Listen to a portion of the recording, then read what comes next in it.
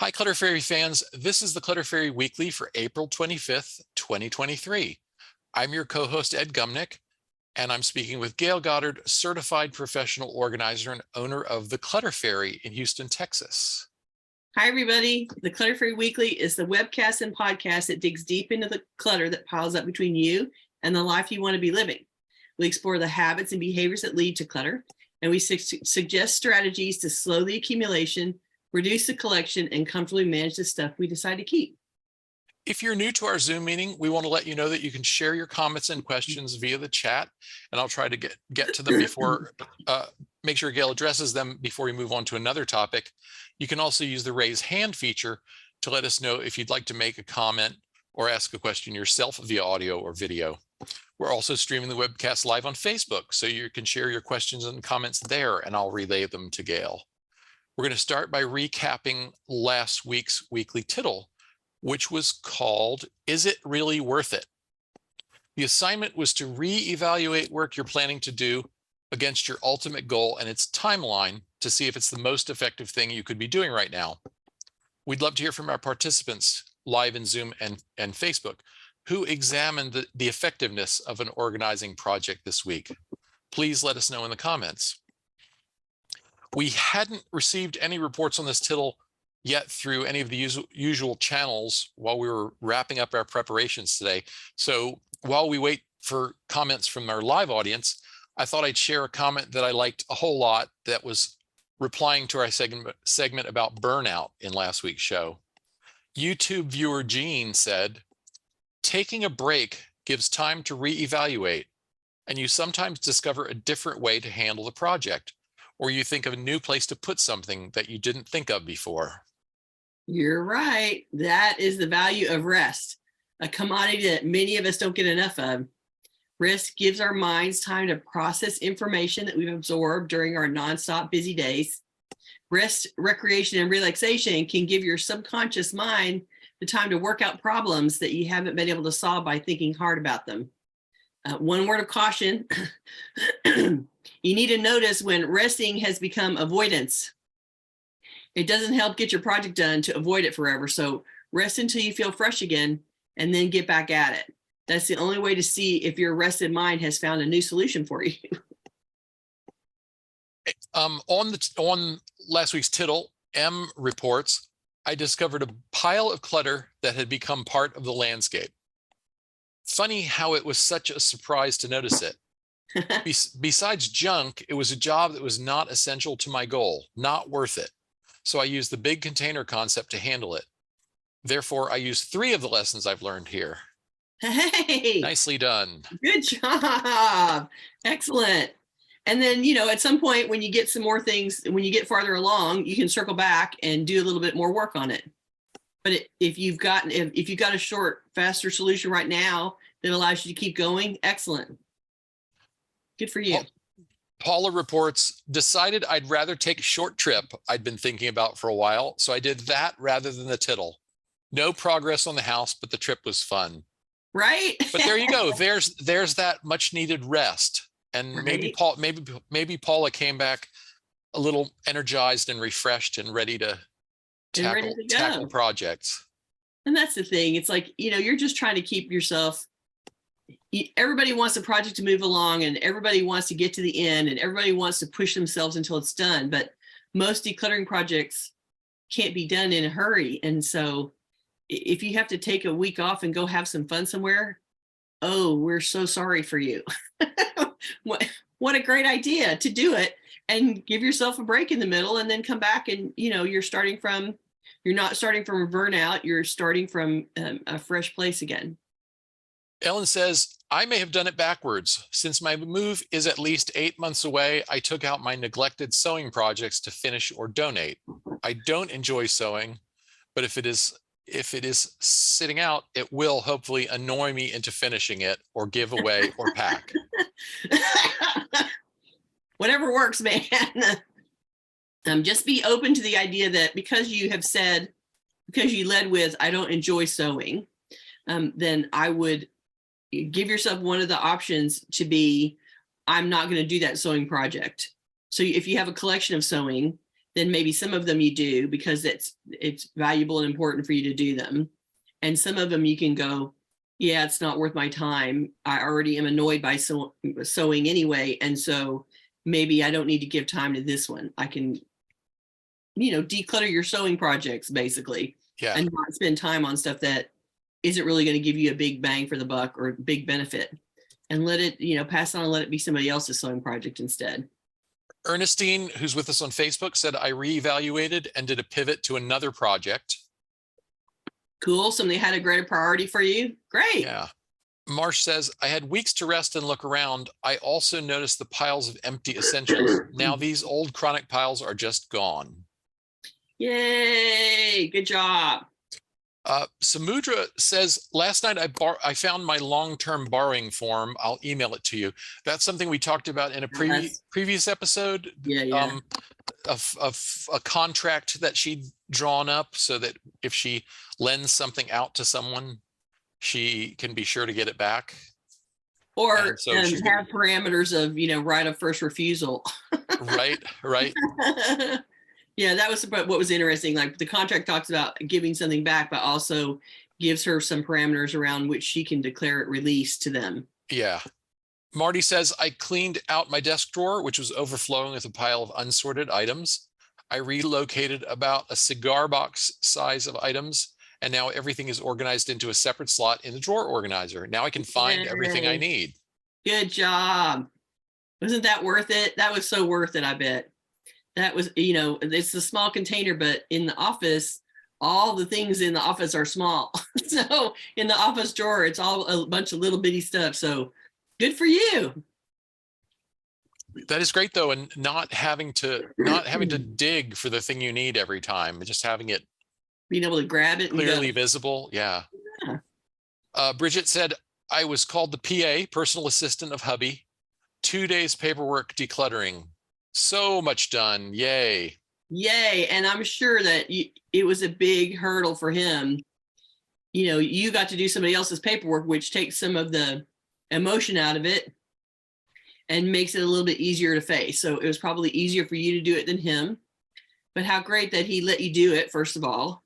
And maybe you guys did some of it together. But excellent job. Getting rid of paper, always a good thing. Jane says, I've been using the onion method to let books go. 4 more boxes of books went to the Friends of the Library yesterday. Decluttering books is surprisingly exhausting.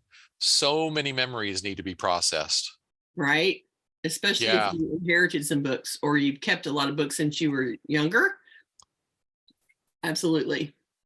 Yeah, it's really interesting to think about, you pick up a book and if you're a heavy duty reader and you pick up a book you've read maybe a couple of times, you can't help but think back to where you were in your life, what you were thinking, what effect this book had on you.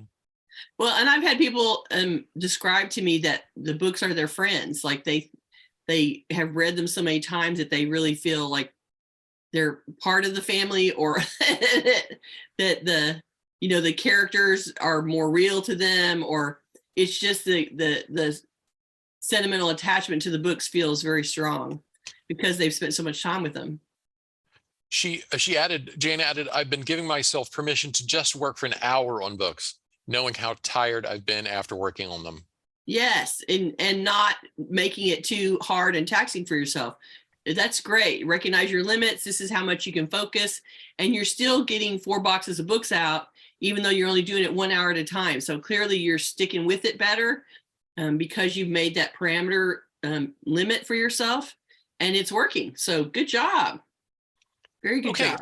I think we should move on to our main topic because we prepared an awful lot of material for today. So you pushed the moving button and everything came piling out. Yeah, it sure did. And this is a hot topic. The pressure of an upcoming move sharpens the urgency of eliminating stuff you no longer want or need. You can purge by making careful, calm decisions, or you can do it in a panic because you run out of time and energy to pack. The choice is yours. Today, Gayle is going to explain how to optimize planning, packing, and moving your household. We'll also talk about how to leverage moving strategies even when you're staying put. Let's start by looking at our survey responses. We asked our audience about their future plans for moving, and here are the key results. 22% said they're planning to move within the next 5 years or more. 18% plan to move within the next year or two. 10% plan to move within the next 6 months. Those 10% better be working on it. Another 10% would like to move but don't have a specific plan. 5% said they'd like to move, but circumstances prevent them from doing so. And several respondents offered various versions of, I'll move if aging or declining health requires me to. Only 16% of our audience don't plan or expect to move ever again. Which makes the key takeaway here that 75% of our audience has a strong plan or expectation of moving, if not in the short term, in the far term in their plan. So clearly it's important to our audience to prepare for a move, even if it's a ways off. And that's what we're going to talk about today. Next, we asked our viewers and listeners to talk about the thoughts, feelings, memories, and so on that moving evokes for them. There were a few responses that included the positives of excitement, anticipation, the upside of home ownership, and new beginnings. But the majority of the answers talked about the hard work of moving, the difficult choices of downsizing, exhaustion, anxiety, stress, overwhelm, and so on. One of the most inspiring responses came from Alexis, who used our survey questions to describe a project she's working on to help her 70-year-old brother move within the next 2 years. Alexis writes, my brother and I came up with a readiness plan to assist him in improving his current life in his apartment while preparing for a move in the next 2 years. We began last summer and worked a plan set for three-day sessions, with one session each in June, July, and September. We called our project the CARE Conference, which I thought was awesome, and prepared for each session with a meeting and notes for methods, how we would meet our goals. She went on to share a lot of useful information about their process and their challenges. And we don't have time to share all of it here, but we encourage you to take a look at her survey response. And we're going to share a link in the show notes so that you can go and read all the things that she did. I think that her entry actually just came today, and it was very long and detailed. So it's a good one to read. Yeah, it's a really interesting and I think useful one that a lot of people would enjoy reading. I also just wanted to take this moment to remind people that we are publishing the survey responses for anyone who allowed us to do so, anyone who said we can share the responses either under their name or anonymously. And you can find that on our website at clutterfairyhouston.com. The survey responses are so interesting, and I wish we could include more. There's just, I mean, we could spend episodes just reading survey responses and responding to them. Right? It's true. There are a lot of people put a lot of thought into their answers. We also asked, if you had to move from your home in a short time frame, what would the greatest challenges be? Here are a few responses. Bonnie shared, getting rid of 30 years of stuff, files, books, records, artwork, etc. The list is endless. I don't know any place that would fit all this stuff. Sorting is very hard for me. And Bonnie's added difficulty is she's doing the sorting with help on the other end over Zoom. So she's sorting by video, and that's a whole other level of challenging process, and makes it very difficult. Diana said, my husband is now 82 years old and he won't let me go through the rooms that have his stuff, so they don't get decluttered. This is a common problem. Sometimes the older we are, the less likely we are to face change well. At 82, he's probably not up for the workload of decluttering his own stuff, and likely he doesn't trust anyone else to do it for him. I'm saying that this may just be the state of the situation, and you may not be able to deal with his stuff until he has a health challenge that changes his ability to interact with his stuff. You might ask him if there's any part of his spaces that he finds difficult to deal with, and would he like to bring that stuff out of the room for you to help him work on, or for you to work on. Sometimes it's just the idea of working on the whole project that is too overwhelming. But if you can ask him if there's a slice of the pie that he would be willing to bring out of his room so that you're not doing the rest of the room, But if he could bring out something to you to work on outside of the room, he might be willing to do that, because then he'll be very carefully picking what he brings to you. I'm sorry I read between the lines that you are wishing to go in and declutter his rooms. I got it. And I think that you may not be able to tackle them in the way that you wish. You may have to just do it in much smaller bites. Many respondents replied to this question with a few popular themes: the pain of letting go of beloved sentimental items, the physical work involved, and of course, just plain having too much stuff. Viewer Kathy also mentioned the tedious work of resetting banking, cable services, and changing addresses for credit cards, licenses, etc. I feel Kathy's pain, having moved twice in the last 3 years. Right? Moving is hell. I want to share a comment from Deborah before we move on. Okay. Move on, get it? Deborah says, I prefer panicking and wringing my hands when contemplating a move. It's such an effective strategy to panic and wring your hands. Deborah and I are kindred spirits. You guys are so funny. Yeah, that's why you hire an organizer, so you can stay over in the corner, panic and wring your hands, and someone else can come and do some work for you. Actually get something done. Right? Oh, man. In 2021, my friend Ann Zanin and I taught a class together on moving at the NAPO virtual conference. We gave it from an organizer's point of view and what services we can provide to support clients who are moving.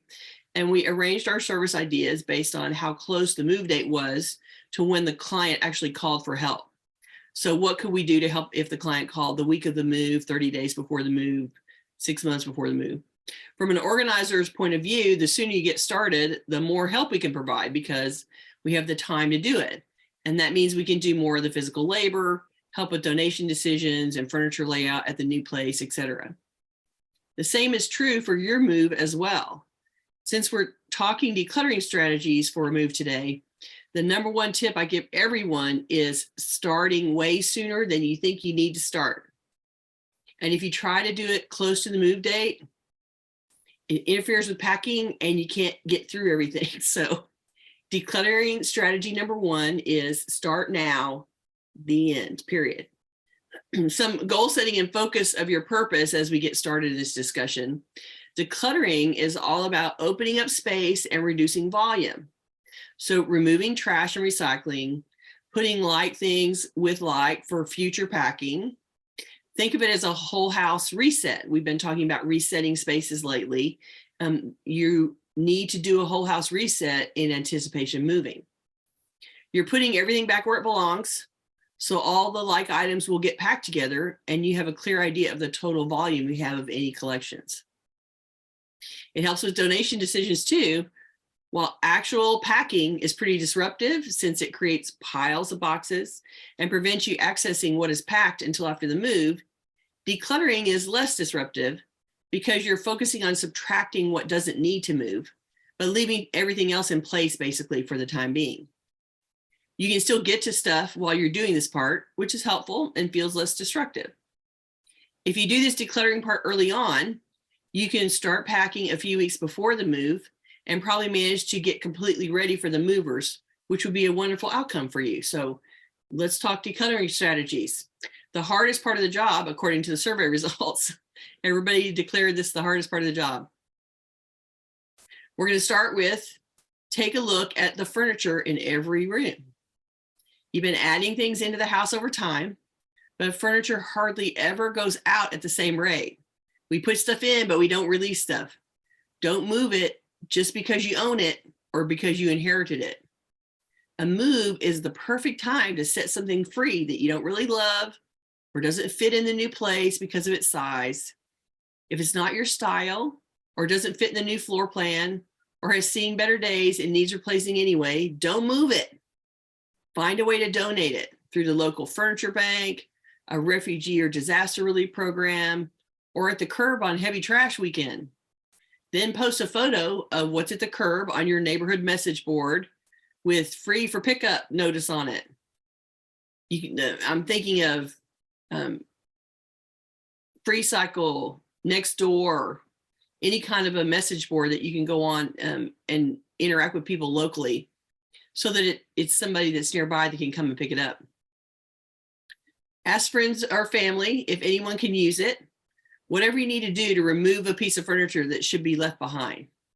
It takes time to arrange pickup of things like that, so this is a good thing to start with. And bonus, removing furniture immediately frees up space in the house. So then sorting and packing gets easier because you've created some blank spaces where furniture used to be. And that can only be helpful. Now you need to tackle paperwork, especially that old file cabinet that's full of who knows what. Find all the old paper files and stashes and boxes of paper in random closets and check them out for the move value. Is it worth it to move this pile of paper? Or is it all really old, dated, and unimportant? Boxes of paper stuff is heavy. It takes a lot of effort to move them, so don't do it if you can filter it out to something less. Think of your poor back lifting that box, or your poor mover's back. Even if you can't figure out how to deal with the keep paperwork, the stuff that you need to keep, now's not the time to stress about filing systems.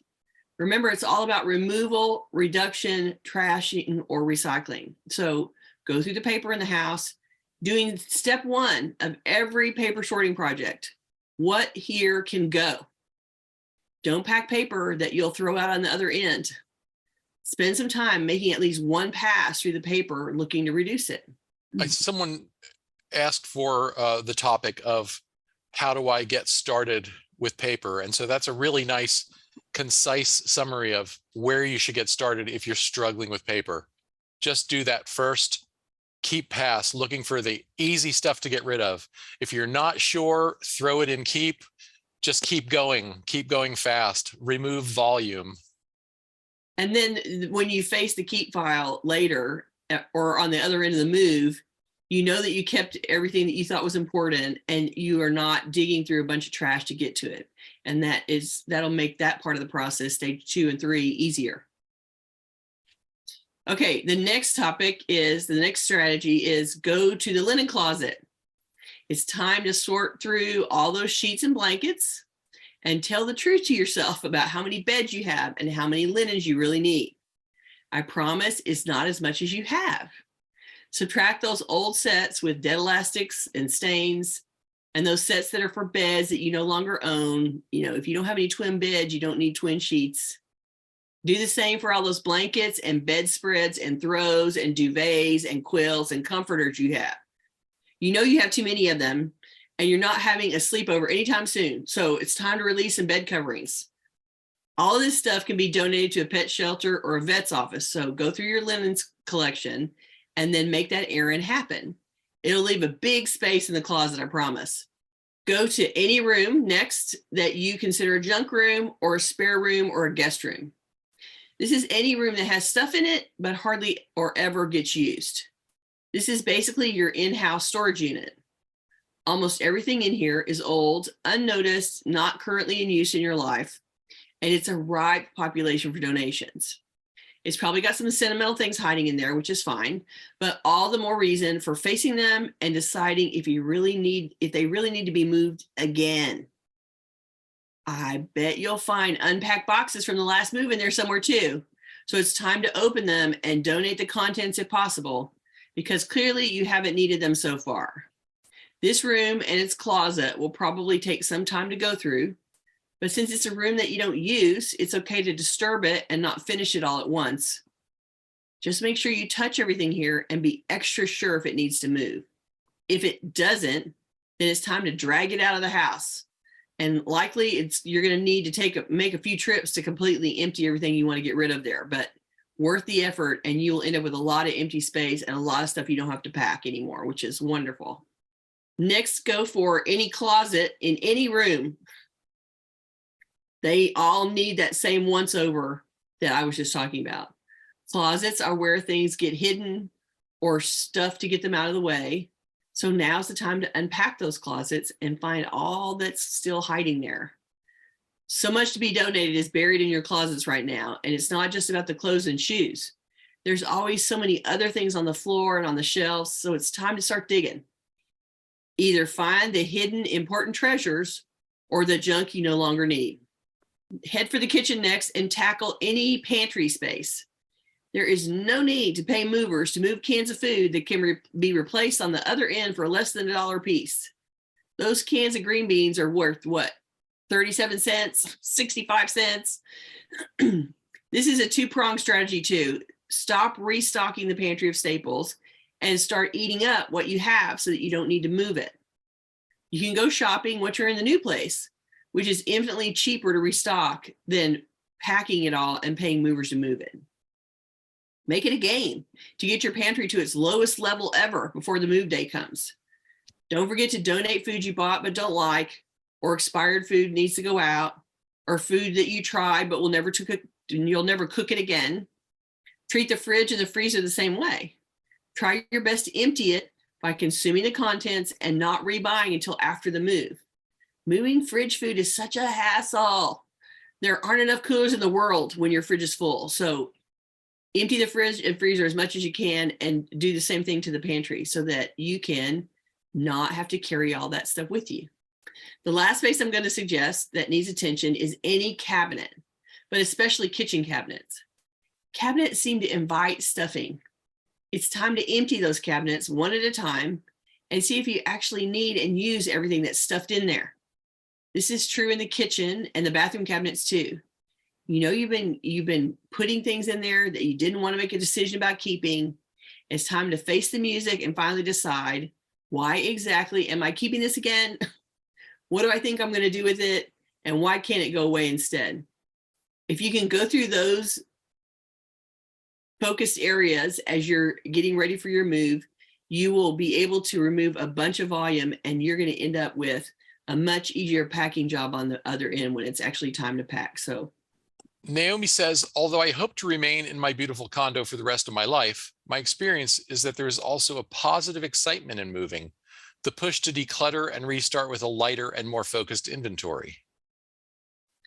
See, that's another spin on it, right? Like moving forces us to do something that we don't naturally do otherwise. And so moving gives you that benefit of, it creates a timeline, it creates a deadline, it creates a need for you to go through the stuff. Other than I just don't want to live with it anymore. The need becomes, I have to actually box this stuff up. And so do I really want to?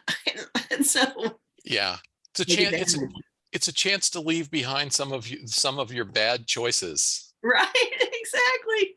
That's exactly right.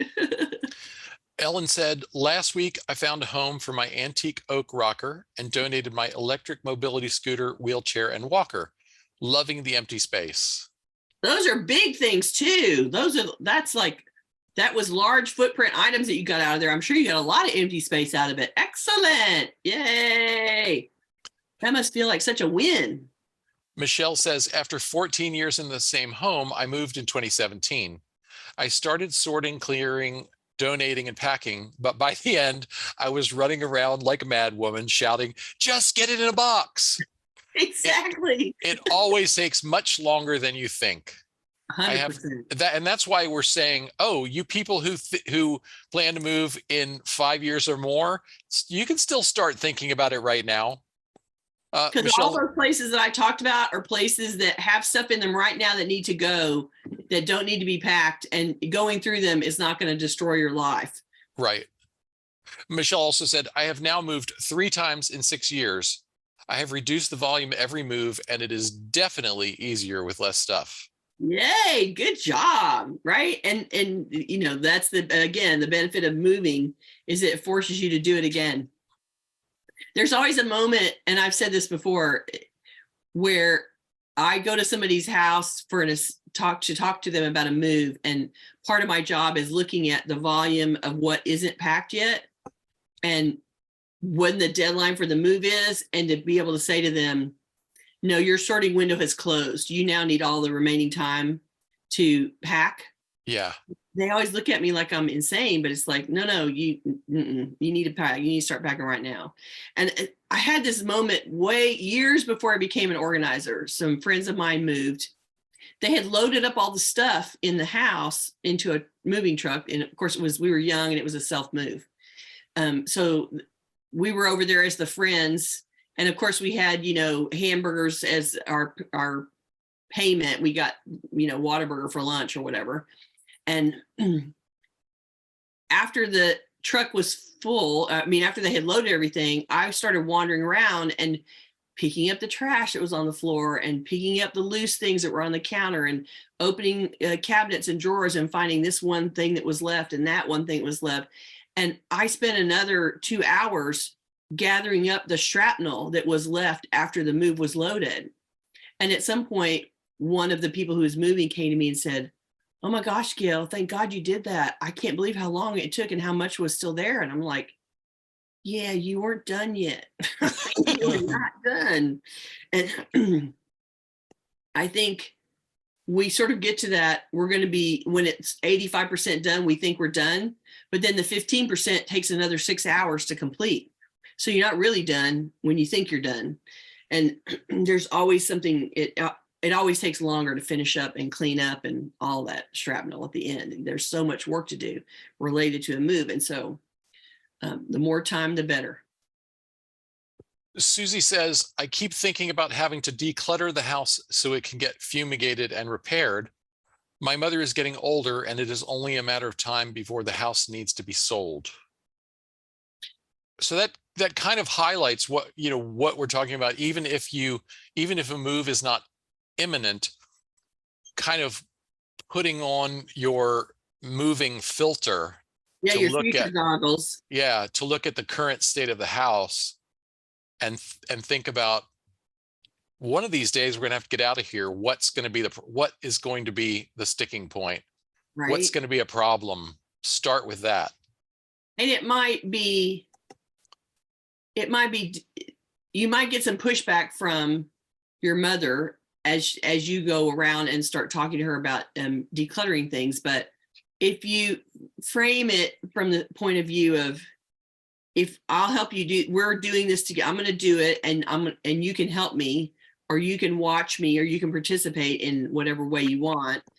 I won't take anything out that you don't want to let go of, but this is going to be a lot of work to empty this house. And so anything that I can do now is just going to make my future life easier. And, you can pull the "I'm your kid" card, and I have to do it behind you. So why don't we do it together now and start working on it now? And because truthfully, that situation of moving somebody out of their house into assisted living or into some kind of facility, it's an added extra burden of a move, because there's so much emotional distress that goes with I'm having to leave my home because I can't take care of myself anymore. That is a stressful thing for someone to go through. And to also have to dismantle a house and be moving on top of it, and having kids running around and telling you what to do, and suddenly everybody else is in charge of your stuff.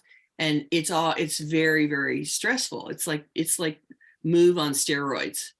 And so anything that you can do now to help her feel like she is still in charge of her stuff, and she still has the agency around it, that she's still the one making the decisions, and that you're just being the workhorse,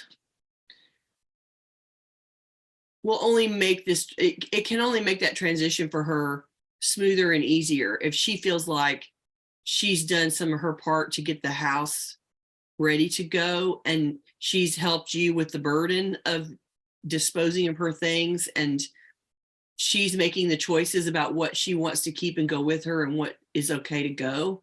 And it can only help her emotionally on the other end when it's actually time for her to go.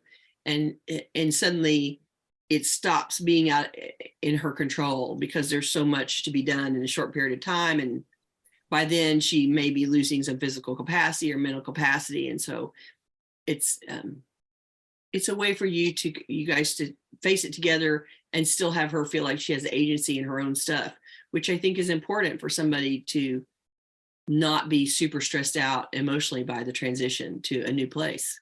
Yeah. We have more comments, but before that, I want to make a couple of quick announcements. First up, We want to say a special thank you to Julie for becoming our newest Patreon supporter. If you'd like to help support our efforts with a recurring monthly donation of any size, please visit cfhou.com/Patreon. Your contributions help us offset the cost of producing the weekly webcast and will help us fund new projects that we're cooking up. Thank you for your support, Julie, and all of our generous underwriters. We appreciate you so much. It really, really helps us out. Thank you. Also, we haven't mentioned in quite a while our YouTube channel. So you want to pull up that sign? Oh, yes, I sir. want to remind our viewers and listeners that we have a YouTube channel with more than 250 videos on a wide variety of organizing topics. Visit cfhou.com/YouTube.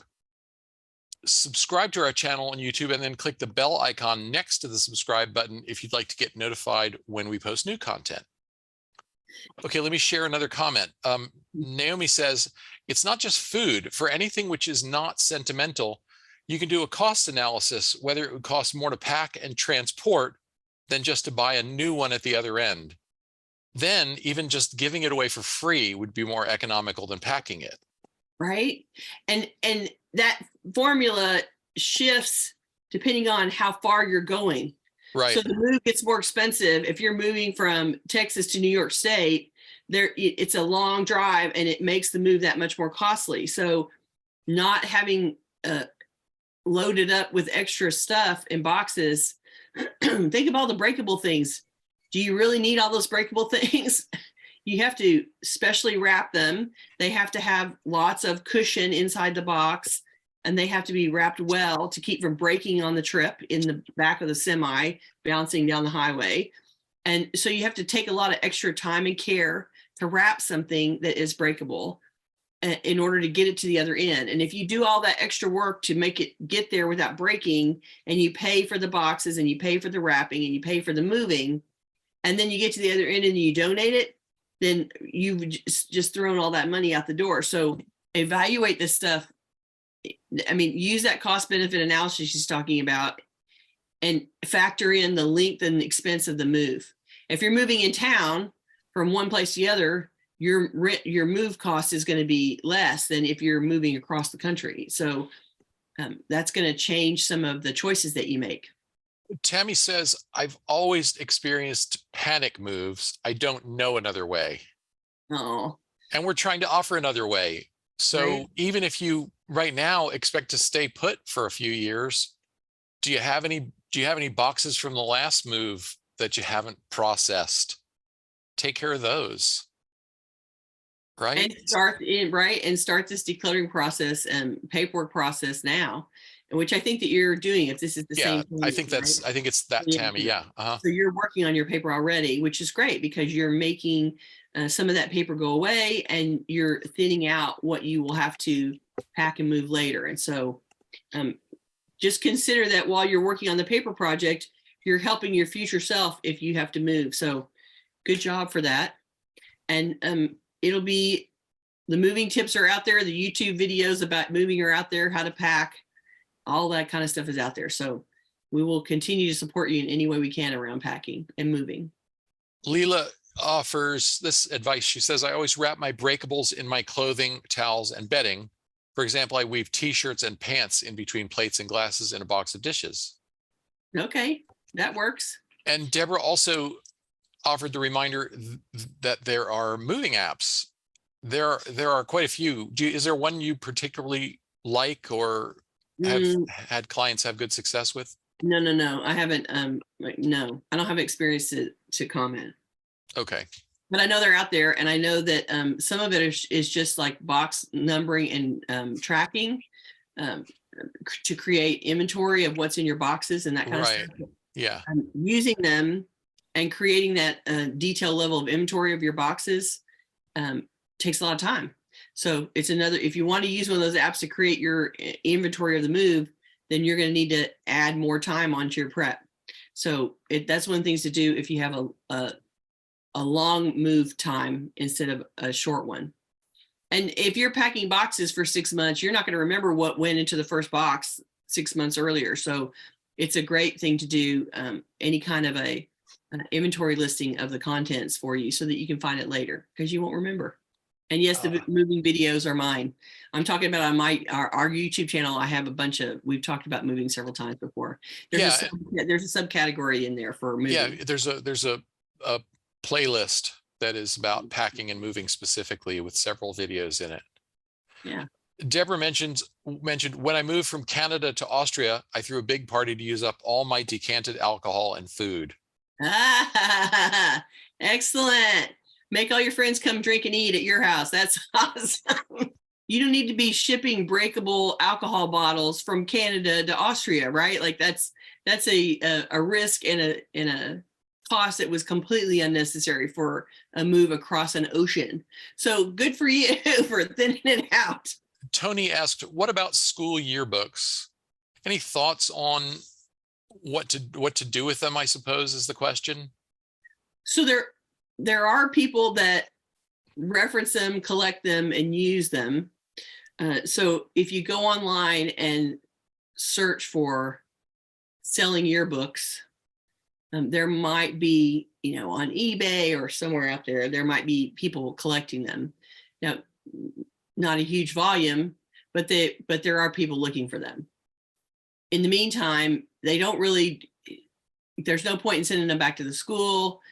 They don't really make any sense in a library. And so unless you can find somebody that's trying to collect that particular year, I think yearbooks are one of those things that are super important when you're in high school for, 3 months after you get it. And diminish really quickly. Not much longer after that. Although, some people like to go back and look at old pictures and it's a reminiscing tool. It's a memory tool. And so keep it if you flip through it and like it. And if you don't like it, go out and see if somebody's looking to buy. You can also, Google what's your name of the high school, Yale University 1965 yearbook for sale, and see what pops up. Well, there are, I think a lot of classes have set up like Facebook groups for the school and particular class, at least at bigger schools like mine. I went to a really big urban school. Right. And so there's a class of 1981 group, which I got out of because I found that I didn't really have that much in common with a lot of the people I went to high school with. But that's another story. Right. But it is a population that would be ripe to offer your yearbook to. If there's an existing group for your class and your school out there, then maybe somebody lost their yearbook, it went in a fire, their parents threw it out and they really wish they had it, blah, blah, blah, blah. So there may be, that may be a way for you to get rid of some of them as well. Otherwise, you get to recycle them. Summer commented, and I think she's probably referring back to what the situation Susie was talking about. She said, I went through this exact situation last year with my mom. She was a pack rat for years. These last few years was living with her and suffered through her Alzheimer's decline the last few years. Earlier, mom was too stubborn and resistant to me helping her. It was a huge stress when the crisis time finally arrived. It left me sick and stressed out. Horrible. It is. That's like that. And that's like the whole other added element of your mom was losing her mental capacity, which makes it, you can't have logical conversations with somebody at that point about what needs to stay and what needs to go. Paranoia kicks in, fear kicks in. There's all kinds of difficulties in managing somebody in that situation. I'm sorry. I'm sure it was very, very hard. This is another story to remind you that someone may be behind you trying to clean up after you when you get Alzheimer's or when you are losing mental capacity and they have to deal with it while trying to deal with you in a bad place. So be kind to your children or relatives or whoever takes over your stuff and do what you can in advance to make that job easier. Here's a great suggestion from Leela. Leela says, I cut a few special pages out of my yearbooks and put them into clear page sleeves in a scrapbook. There you go. That's a terrific idea because, I have yearbooks taking up this much shelf space. Yeah. And there's probably about this many pages I would actually care about, Right. The pages that you're in. Like the whole point of getting the yearbook is to see the picture of yourself and your friends. Like you wanted to see the stuff that relates to you. Yeah, you don't really need the page about, how the wrestling team did that year, Unless you're on the wrestling team, right? Right. So you're right. That is, why not? Because they're going to get destroyed anyway. Ultimately, you might as well go in and cut out the pieces that are important to you, that are the memory triggers for you, and then let the rest of it go. She went on to say, my dad used the remainder of the books in his wood stove that winter. There you go. I've definitely become less sentimental over the years. And Dawn mentioned classmates.com will usually accept yearbooks, especially if they don't have that school and year in their collection. There you go. Yeah. Good job. Classmates.com. Thanks for the reference. I knew there was somebody out there that was, looking for them. And, particular classes may be looking for them too, depending on how long it's been, how old they are. There's not really a lot of monetary value unless you have, Harvard University 1898 or something. Right. It's not really, your local high school from 1962 is not really a high dollar thing. So. And last word on yearbooks. The best use I've found for old yearbooks is to make the grandkids laugh and look in wonder at grandma in a mini skirt and knee-high boots. I know, right? To look at your outfits and your hair. Oh, and see that you can accomplish that by cutting out the pieces that you're in or your friends are in. And then you can show your grandkids your pictures and your friends' pictures. And I was a cheerleader, or I was in the science club or whatever. And you can show them that and they'll get a big kick out of it. And then you don't have to have all the rest. That's awesome. Leanna on Facebook mentioned, I said it was the last word on yearbooks. I was wrong. Leanna on Facebook says, take your yearbook to your next class reunion and see if anyone wants it. There you go. If classmates signed and made comments to you, they may not want it. One of my friends went to her 50th high school reunion. Or no, college reunion. Wow. Yeah. That seemed like, ooh, that was fun. It must have been an amazing thing to be walking around as a 70-year-old. I would think by the 50th reunion, it would be a fairly small group. Yeah, right. It's shrunk a little bit. Yeah, I'm waiting to hear the story of the visit. But my grandfather went to his, oh my gosh, like 60th high school reunion or something. Wow. And it was down to 12 people or 15 people or something like that. There was not very many left, but he went anyway, and they were all people that he knew. And nice. Yeah. That's one of the problems with having gone to a really big school. There were 560 in my graduating class.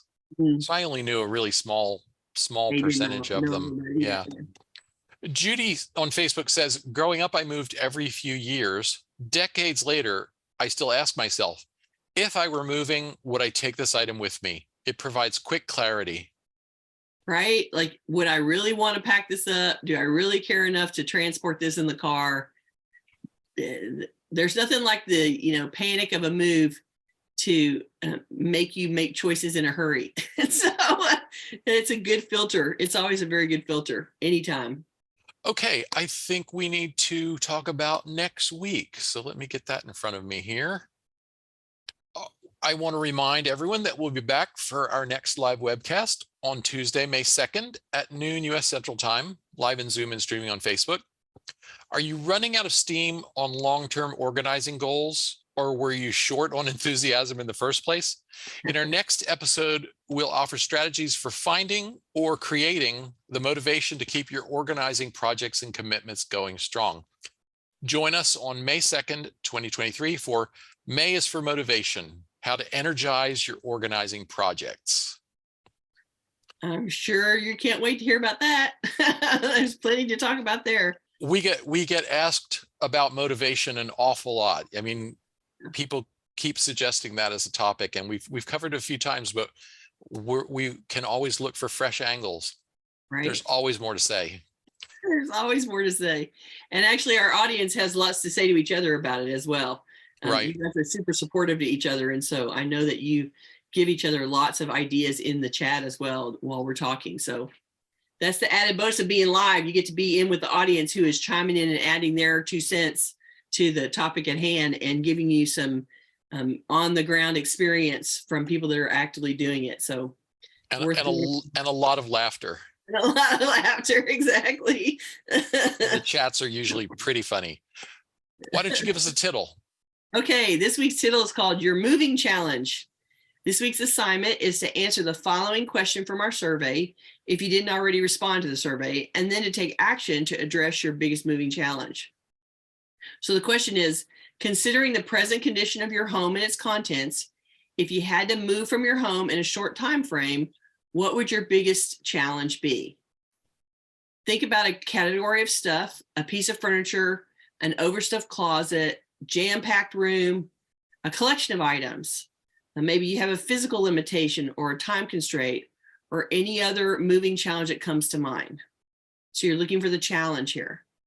Jot down ideas about how you might face this challenge. Here are a few questions to ask to get started. Who could help you?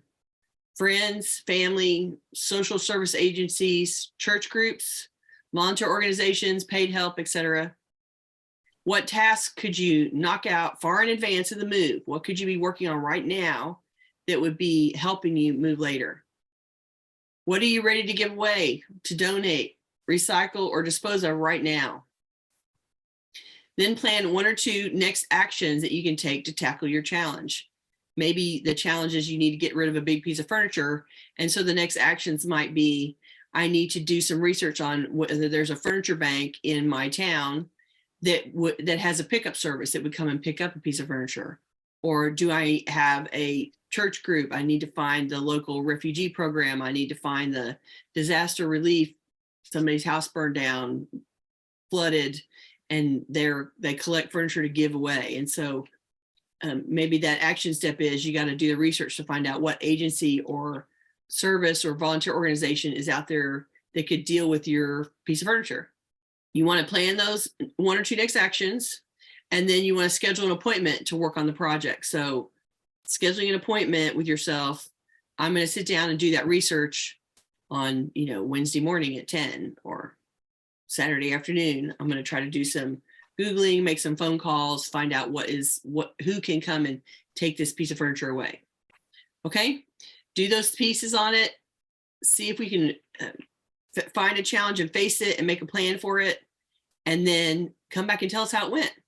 And maybe you can identify your challenge and come and ask us what we think we would do with it as well. We can give you some feedback as well. So let us know how it goes. Okay, I want to make one more announcement because we've got a minute to spare, and why waste a minute? You mentioned virtual organizing in the course of today's show. So I wanted to remind people that you can hire Gayle. If you're in the Houston area, of course, you can hire Gayle to come work with you in person. But even if you're not, if you're ready to give virtual organizing a try, go to cfhou.com/virtual and click virtual organizing session to see a list of available time slots.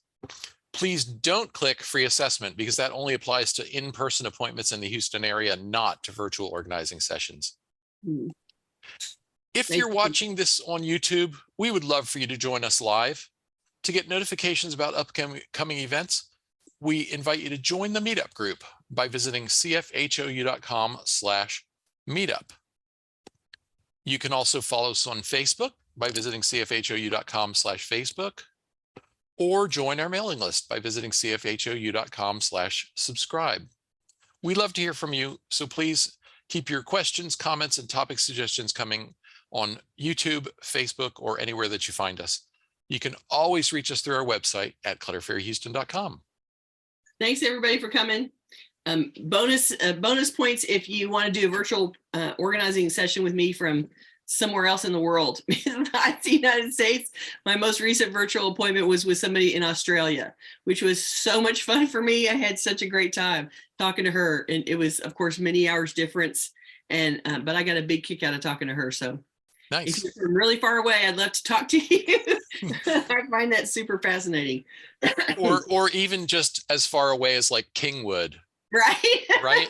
Which to me is pretty far. Right. You don't want to drive that. Oh my goodness.